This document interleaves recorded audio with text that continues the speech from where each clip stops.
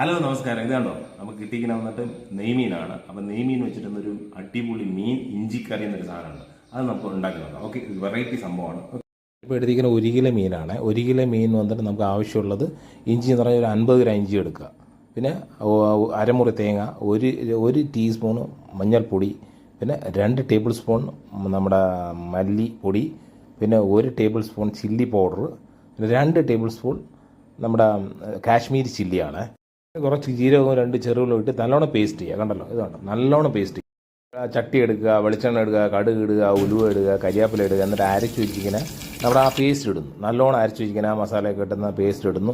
അതിനൊരു 10 മിനിറ്റോളം നല്ലോണം ഡ്രൈ ആക്കിയുണ്ട്, നല്ലോണം ഇളക്കി അതിന് ശേഷം വന്നിട്ട് ആവശ്യത്തിന് ഉപ്പും ആവശ്യത്തിന് പുളി ഒഴിക്കുക. പുളി ഒഴിച്ചിട്ട് തിളപ്പിക്കുക. അടച്ചു വെച്ച് തിളപ്പിയതിന് ശേഷം പിന്നെ എന്നിട്ട് ഫയർ സ്ലോവിലാക്കിയിട്ട് എന്നിട്ട് മീൻ ആഡ് ചെയ്യുക. മീൻ ആഡ് ചെയ്തിട്ട് ഉപ്പ് കുറവുള്ള ഉപ്പിടാം. എന്നിട്ട് അടച്ചൊരു 20 മിനിറ്റോളം വച്ച് കഴിഞ്ഞിട്ട് നമ്മുടെ താളിപ്പിട്ടൊന്ന് മാറ്റുക.